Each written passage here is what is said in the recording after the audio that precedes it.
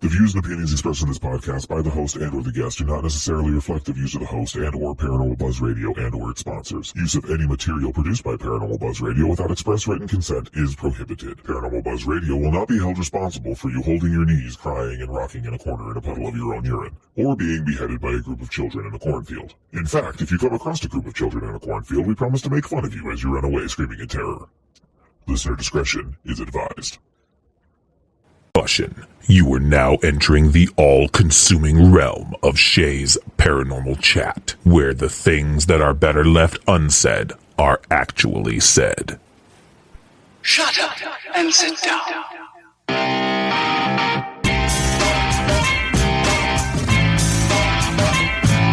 You're listening to Shay's Paranormal Chat. Paranormal podcasting done Shay's way. Tons of fun. Dude, seriously? A bit sarcastic. Hashtag investigator, not hunter. But always real. Hashtag data, not evidence.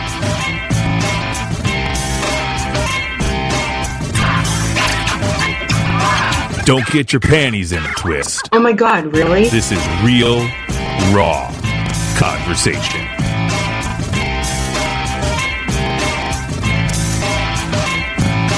Ladies and gentlemen, welcome to the show.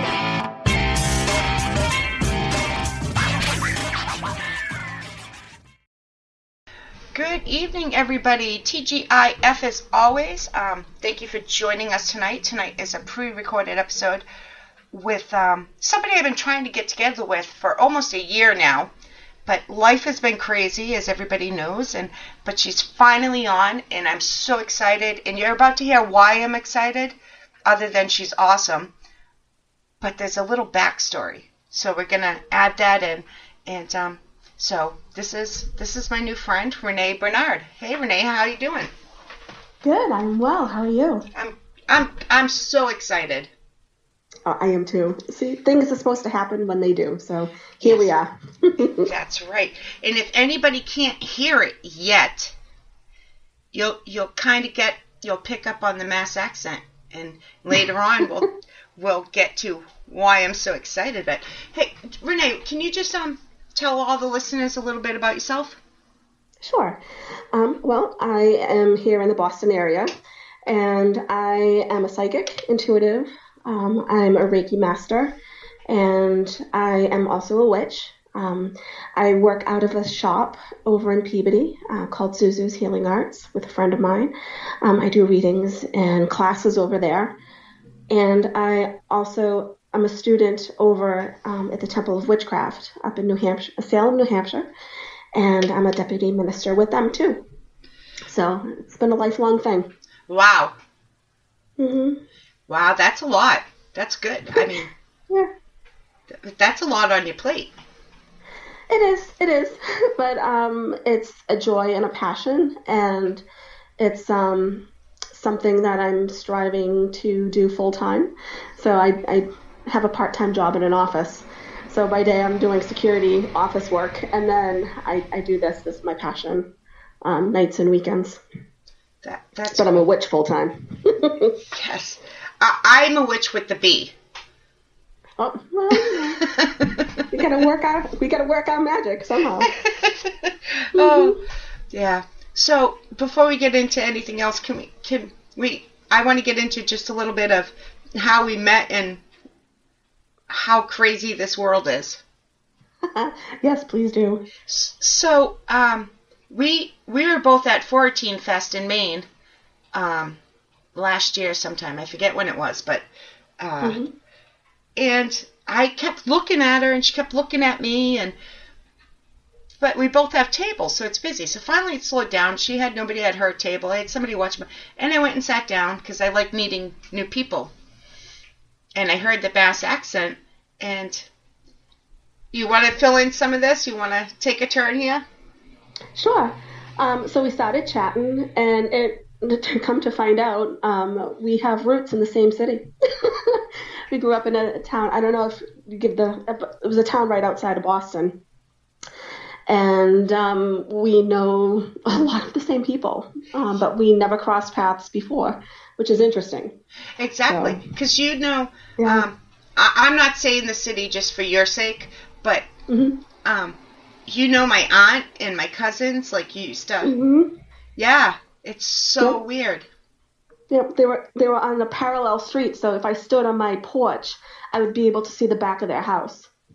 So it's such a small world. I think it's really cool. Yeah, because that's the house.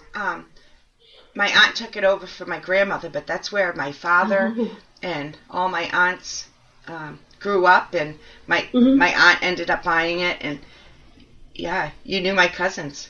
You're like, yeah, they're into sports and hockey, and I'm like, holy crap, she really does know them. Yep. We went to different schools, but we knew the same people, and I think that's really cool. Yeah, didn't you say you used to cut through their yard? Yeah, my mom had a friend, and I actually went to school with him. We went to kindergarten together.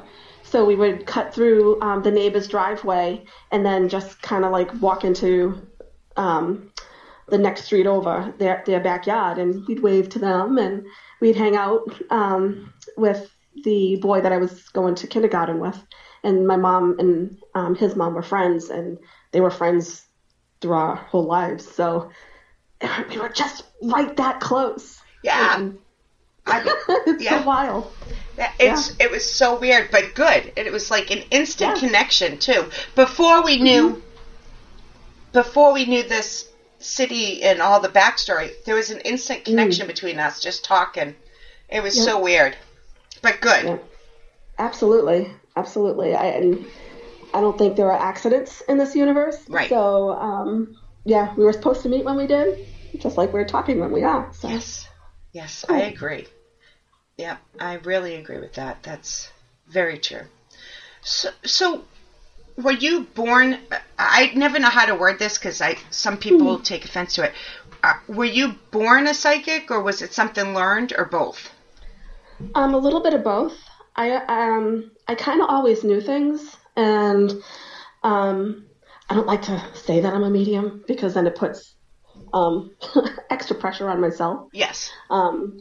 So I could see spirits, and I would see friends, loved ones that had already died, or older people in older period clothing in my house. My house was very, I don't like to say haunted, but it was sort of like Grand Central Station. So I would always see spirits and see things. And I went to a Catholic school, so I learned real quick not to let other people know. Exactly. Yeah. So, but I also had 2 friends, and we would take playing cards, and first we would quiz each other. What color the card was, what suit the card was, and then eventually we would try to guess the suit, the color, and the number, I used to do that too. Yeah. Yeah. So it was, some developed thing. We developed things over time, but I do believe I was kind of born this way. I just knew things. So some would say that's mediumship, seeing the spirits, and you're more. I know you don't like labels, but just for this one time for the list, you're more of like a psychic medium. Yeah. So I'm assuming your family didn't know. You went to Catholic school. So how long before you came out of the closet, per se? I found my father's mother's, my paternal grandmother's tarot deck Wow. in the house after she moved. And I took them, and I would just look at them, and they had the book, and I hid them in my bedroom, and I didn't know what they were. I was wowed by them, and I felt such a connection to them. And then I just started reading books, and back in the early 90s, late 80s, there weren't too many books on this. There were 6 actual, realistic books that we could kind of find. So I like to say it was around 6th grade because that was when I found the tarot cards. And then I would always be in the libraries, finding things on witchcraft and, Bigfoot and all that kind of stuff. And just by seeing and sensing things, because I had 2 friends that were able to see and sense spirits too. I had a little safe circle, I guess. Exactly, yeah. Because your family didn't know, but at least you had those 2 friends. Mm-hmm. But my mom kind of knew things, and she never really developed it, she said. She just kind of knew things or had feelings about people. She still doesn't think she's psychic, but I think I kind of got it from her. I have a mother like that, yep. It's like, yeah, but that's okay. It's like breathing. Yeah. It's just your second nature. It's just natural. Mm-hmm. My mother, who's also an owner of Paranormal Buzz Radio, and she's also my partner. We investigate together. When I was little, actually still to this day, but my whole life, trying to have a conversation with my mother is the hardest thing in the world to do most of the time, because as you're talking, she's mouthing the words that you're saying. Like she already knows. Yeah. I'm like... Can't get away with stuff as a kid that way, though. I tried like hell. Yeah. So, no, I get that. I also like asking some people this question, since you're talking about late 80s, early 90s. So, the only books I ever could come across on this subject when I was young was they were like black thin encyclopedias, and I wish I could remember the name, but they were like Time, Life, Warner, and each. Do you remember those? I do. Those were awesome. Oh my God! My grandfather worked at the library. Yeah. In the town we grew up in, and he would like bring some books home for me. And those were the books, and so I just fell in love with them. Me too. And like each one, the ones that I read, each one was like, there was some on Bigfoot stuff, some on ghost, and the sleep-hearted, what's the word? Lucid dreaming and astral projection. It was like really. Yeah. So. Yeah, I remember those. Me too. Yeah, those were great. Yeah. So that was me. I can remember being 4th grade reading anything I could, like. So. You have such a bio. I'm not even sure really where to go. Like, what does being a witch mean to you? To me, because it's different for everyone, it means that I can connect with energies that maybe not everybody can see. There's a title, and it's kind of dramatic, and I have a flair for that kind of thing. So it's a walker between the worlds. So I can walk in this world every day, go to work and do all the food shopping and all the things that I need to do here. But I can also see and sense spirits and energy. I know from my experience, although, it changes from person to person. For me, there's a whole other world that not everyone can see. And I engage in it. It's comfortable for me. I'm able to talk with my guides, my loved ones, and I can see the connections in all things. I'm on the vein of being an animist, so I see everything. What's it? Sorry, what? An animist? What's that? Yeah. I believe and I can sense that everything is alive, and we have connections to all things. So, like tree spirits and spirits within the rocks and the rivers and the streams and the ocean and even the scary places that some people don't want to tread, you know. So I asked that question with respect. Oh, sorry. Mm-hmm. I asked that question a lot to people on my pages. Like, do you believe every living... This is a question, you can answer it or not, but I ask it a lot on my page. Do you believe every living thing has a soul? Like trees and etc.? I do. I think plants, trees, anything that is alive has something to teach us. We're reflections of everyone and everything around us. Maybe it's the romantic side of me, but I believe there's more to life than just, you know, black and white. I think there's a lot of shades of gray and there's a lot of color in between. So I do. I feel there are layers to things, humans, animals, trees that have fallen still hold some kind of echo through time, because I don't think time is linear. I think there are ways that we can connect or link up to the past, the present, and the future, and we can experience those things. So yeah, I do think that everything around us is alive. Can you explain to listeners, just in case they don't understand, what you mean by you think time is or isn't linear? Okay. So I do some work with people, like I'll go to their homes, and you're an investigator. So, and I do appreciate that you do feel that it's not ghost hunting. So I do appreciate that so much. Oh, you know, yes. It's one of my pet peeves. Yes. But, because we don't know, and even the word hunter sounds like I'm going after something. Exactly. You know, it's more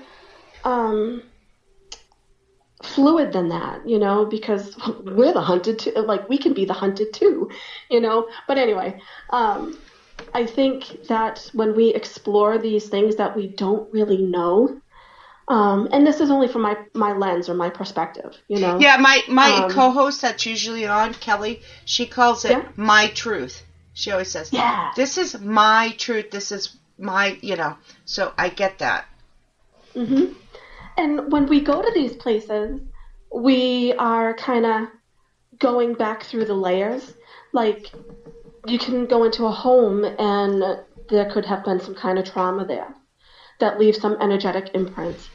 And because it happened in the past, even though we're here in 2023, we're able to tap into somewhere in the past and experience it and sense it and feel it, and maybe allow that trauma of that person who was there to give them that voice so that they can be heard.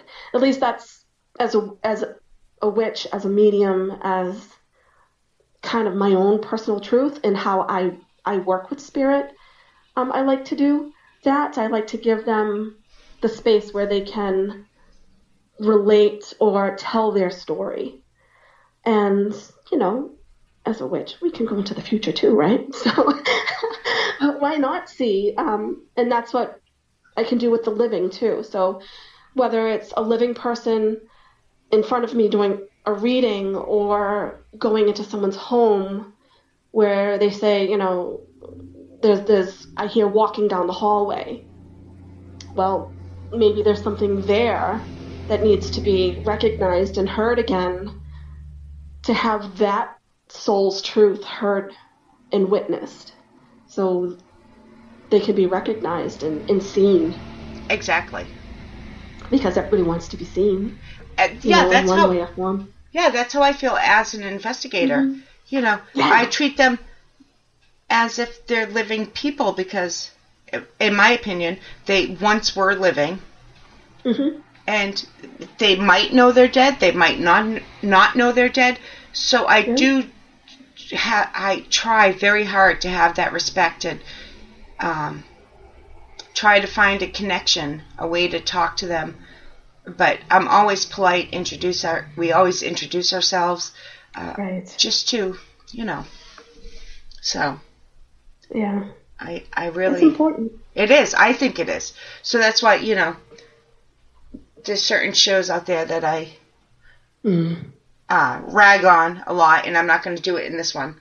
But everybody knows what I'm thinking, my main listeners. I just think going in and disrespecting and yelling and screaming, and that's not the way to go. No. They're either, they know they're dead, they don't know they're dead, they're confused, or they're trying to get a message, whatever. You get more, what is it? You get more bees with honey? Yeah. Yeah. So, and they deserve respect. That's... Yeah. Because who knows? 100 years from now. It could be us. Yeah. We can leave an energetic imprint somewhere. We all have been able to walk into a room where someone was fighting, Yeah, and you just feel it. Ooh. Yeah. Yeah.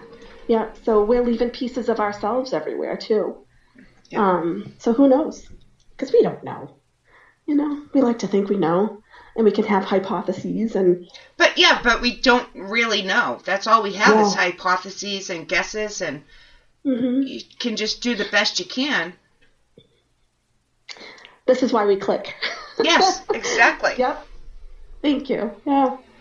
That's, and that's why I tried, even if some of my, I haven't, since COVID, I haven't done any videos, but on my old videos, even if I'm not sure if I'm really connecting with the spirit, what doesn't matter the equipment I'm using, I always go with, I don't want to say pretending, but I'm assuming, okay, I don't know if this is a spirit, but I'm going to go with it, just in case. Oh, yeah. And then when you do the editing, you take out what you don't. But I always try to go with, okay, we got to pretend this is real until we get to the editing part and figure out if it is or isn't. Right. So, yeah. Because it's the respect. And if it isn't a full-on spirit, it could be a little piece of of a person's soul, something that got left there. It could be an energetic thought form. Yes. Because some houses can be tough. There could have been a lot of strife and anger or abuse or sadness, and it takes on a life of its own after it hangs around for a while. Yeah, because there's a lot of newbies. Sorry, guys, I don't like that word, but that's the only word that comes.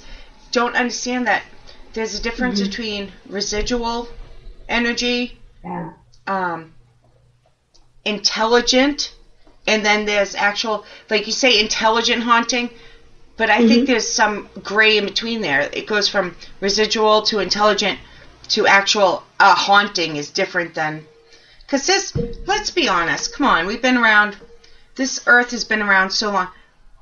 No matter where you go, there's energy around you. It's just a matter of picking it up at the right time and knowing where to find them. But it's all around us, I think. Like, there's not a place on earth that somebody hasn't died or hasn't visited. Does that make sense? Am I just rambling?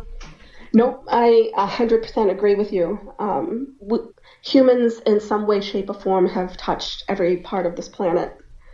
And who's to say, other pieces aren't there as well? Yeah, because you leave a footprint, whether it's residual energy or... all right, here's a question before I forget. I haven't asked in a long time, but certain conversations, I love to ask this question. And I don't know where I originally heard it from. Somebody said it to me. So I'm kind of plagiarizing here. But so some people believe in different dimensions, different layers. Everybody words it a little different. But I always like to ask... All right, so who's to say say a 12-year-old, and again, I'm plagiarizing. Whoever I stole this from, thank you so much, and I'm so sorry. Say a 12-year-old was a baseball player, and he took the same route every day from his house to his baseball team. Go to practice, go home. Go to practice, go to home. So, who's to say that? So he dies in a traumatic way. We're using that as an example. So, who's to say there can't be residual energy of him? And again, guys, residual, it's like almost like playing a movie. It's, you can't interact with it. But who's to say you can't have that residual energy of that boy walking back and forth all the time and have him intelligently there because it was his spot. Do you think that can happen? Did I explain that right? Yep. I get it, and I absolutely, why not? Why can't that happen? Right. He's going to practice. It's something he enjoys. He's coming back home. It's where he lives and breathes and does every single thing every single day. And that's, I think, part of what I meant too about pieces of our energy that we leave behind. If we do something so routinely, it's going to be like that, movie that just keeps on playing, a stone tape theory, right? It just keeps on going. You can't talk to it. It's not going to be really interactive. But the house I grew up in, every night around in between 10 and 10:30, you would hear someone walk around the house. Didn't know there was nobody there. But my grandfather would walk around the perimeter of the house every night just to make sure everything was okay. And it was multiple people who heard it. But it was just, I always thought that it was just, Grandpa just checking the house. Couldn't interact with them because it was more of like the film, the movie. Yes. The energy, because it's something that he did as a routine. So why not have that? And I think that's part of the reason why, like some people can feel spirits in one place and that same spirit and then in another, because they lived in multiple houses. Right. They had different things happen. Why not? And where I didn't grow up, but I visited where you grew up, they had all the tunnels and the houses, and so a lot of energy went through that. And there was a tunnel that went right underneath our family streets. I don't know if you knew that. There were 3 major tunnels, and it went all the way up to the top of the hill. Yeah. And there's all kinds of stuff that would roll through underneath there, for sure. Yeah. And it doesn't have to be an actual spirit, just the energy or the footprint left behind. I think. I think so, too. Yeah. Those Boston rebels, yeah. Yeah, that's mass holes or something, huh? Oh, excuse me. No, this is quite interesting. Do you believe in reincarnation? I do. I really, really do. What's your belief on it? Because I've met people that think it's all different kinds of things. I'm kind of it's evolved through the years, just like pretty much everything that where I'm at. It's, it's just an amalgamation of the things that I've experienced and learned. All right, so I think that we don't necessarily have the one soul that I grew up in the Catholic Church believing in. I think our soul is made up of many different parts. In a general kind of way, we have an upper soul, a middle soul, and a lower soul. The upper soul is more of the divine. It's that infinite piece of ourselves, where we come from Great Spirit or, whatever the name of your higher power is. The middle soul for me, is the part of our soul that is in this particular life, the here and now. It's the soul, part of the soul that reincarnates from time to time to time. And that is how we look at life. It's our belief systems. It's how we can categorize everything and make things make sense to us in this lifetime. And then I see the lower soul. That's our dreamer. That is the part of us that is more subjective. It's our psychic abilities. It's those kinds of non-definable pieces that just kind of come up. Sometimes it's that primal soul.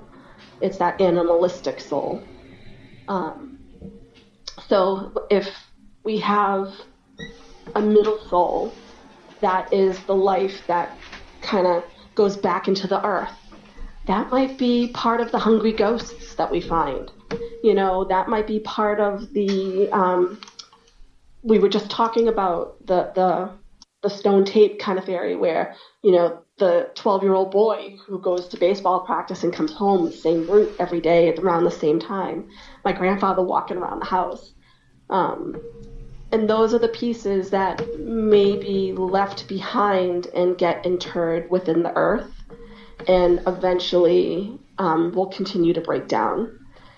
And I think that's the part that gets reincarnated, is the part that's here in the present. So each lifetime kind of goes into the middle soul. And we pull from the divine, whichever philosophy you have a background in, and whatever our primal instincts are. If we're psychic, how psychic I think everybody's psychic, but how psychic are we? I hear that a lot. Everybody's a little bit of psychic. They have that intuition. Mm-hmm. Mm-hmm. And for me, I think that comes from that lower soul. It's our primal instincts from our ancestors that were, hiding in the caves from, the wild animals at night.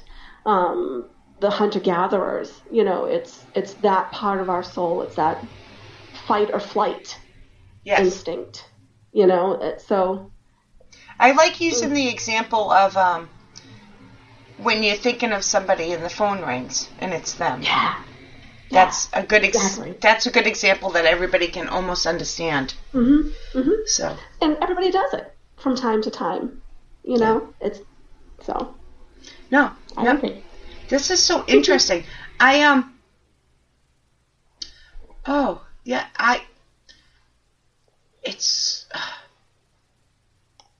It's just one of those things where,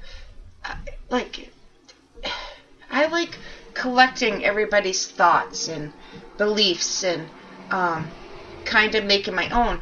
But you also grew up Catholic. Yeah. As did I. My Roman Catholic. Yep. So, sometimes, especially young, it was so hard to put those two worlds together. Oh, yeah. Right? Yep. And in the 80s and 90s, you didn't talk about this stuff. No. No.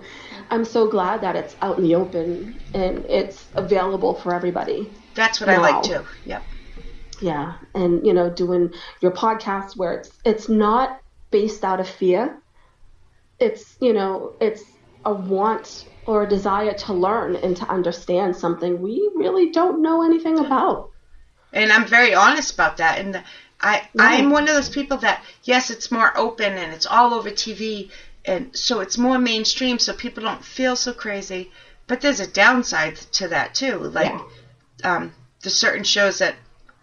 I don't want to drag you down by using my euphemisms for certain TV hosts. But we have the new upcomers. They're either listening and learning everything one way, which I don't want to say the right way, but close. Or we have the new upcomers that are learning from these TV shows that treat spirits like crap and, again, just disrespect them and just go about it.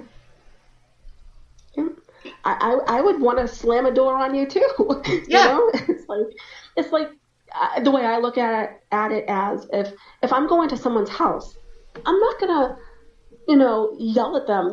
I want to drink water or whatever. You walk in, you're polite. Amen. Especially, it's courtesy. Yeah. You're going into, even if they're not visible, it's to them, it's still their place. Mm-hmm. You're going into their space, what they think is their house. You don't just go in and put your feet up on the table and say, "How the fuck are you?" Sorry. That's okay. But hey, that's only one swear. That was not bad for me. But and that's what I'm afraid newcomers are learning. Yeah. Different styles, but who's to say I'm right? But it's a disrespect thing for me. Yeah, and again, I come from a more open. I don't. How can I put it? To be polite about it, I don't want to pigeonhole one thing. To be like, one of my pet peeves is if you don't understand something, it's a demon. Oh. As a witch, I find that offensive. Are there some nasty things out there? Yes. Is witchcraft dangerous? Yeah. We're putting stuff out there. But I like to look at things through the eyes of a seeker. Because these are the truths. This is the lens that I'm using. This is the vocabulary I have.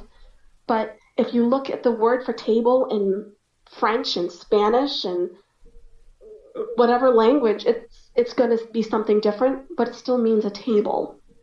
And if we can come to that table and kind of agree, like, okay, so it's not necessarily this. I don't know, just to be open, I guess. No, you explained that very well. Thank you. You really did. I have a saying here that, because, again, we're back on everything's a demon, right? Mm. But my saying is, or my thinking is, and I say it all the time, so I guess it's kind of a saying now, it doesn't mean it's demon. If you're an asshole in life, you could be an asshole in death. Does not mean you're a demon. Yeah. And maybe slamming a door or, the house I grew up in was kind of scary at times, so there were times that we were scratched and stuff as kids. Yeah. And maybe that's the only reason or the only way that they know how to physically get to somebody. It doesn't necessarily mean it's the mark of the Trinity. Yes, exactly. Think about if you're, again, I like analogies and metaphors, but think about if you're trying to move these boxes, right? And you're pushing and pushing, and you're like, so you give it one more try, and the boxes go flying because you pushed way too hard that time. Mm-hmm. We keep asking, give us a sign, do this, do that, or even if you're not, they're trying to connect with you. So that one time, they're like, all right, I'm mustering up all my energy, and boom, slam a door, boom, oops, I scratched you. I was just trying to touch you, though. Right. Exactly. Thank you. And I don't know if you've noticed on different investigations that it scares the living daylights out of people, and they don't understand it, and that's why they call you. Yeah. That's why they call people like me, and it's just trying to talk them down off the ledge. That's the only way that they know how to communicate. Exactly. Yep. So, and you're in their space. They were there first. Exactly. I always say that too.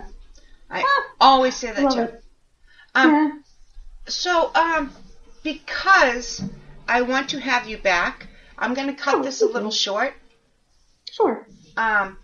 So, if you could give out, and I have a plan for you. Oh. You don't know it yet, so we'll talk off here. Sounds good. But if you can, where can people find you if they want? Your social media, your readings, anything. Where can people find you? Okay. So I have a website. It's called thewhisperingcrow.com. Every Sunday I write a blog. It started off as a meditation, but I'm a little long-winded. So it turned into a blog. And sometimes I'll do series on things. So the last series I did was working with liminal space. And how to understand yourself in those spaces. So you can find me at thewhisperingcrow.com. I'm also on Facebook at Renee Bedard, Psychic Intuitive. And I work out of a shop, like I said, in Peabody. It's called Zuzu's Healing Arts. I do readings there, classes as well. I have a Goddess Circle, a women's empowerment group that I don't have dates yet for this year, but I'm working on those. I was a little under the weather, so I'm a little behind on getting dates for January and the rest of the year. What else? I also work with the Temple of Witchcraft. I'm a deputy minister for the Virgo Ministry, and we do healing deity classes. So you can find information on that at thetempleofwitchcraft.org. So yeah, that's where you can find me. I'm also in a couple of books now. So you can find some of my writing with Amanda Woomer's Spooky. Yeah. So I'm in The Feminine Macabre, Volume 4. And that's how I work with spirits in the woods and in homes. So I have that. And I also have an article, poem, spell that I wrote that's also going to be published with the Girl God books coming up. I don't have a date for that yet, but that's going to be published in 2023. It's on women's sovereignty and how to claim our power back. So that sounds good. I'm starting to think, and now I'm here. So yes, and I want you back.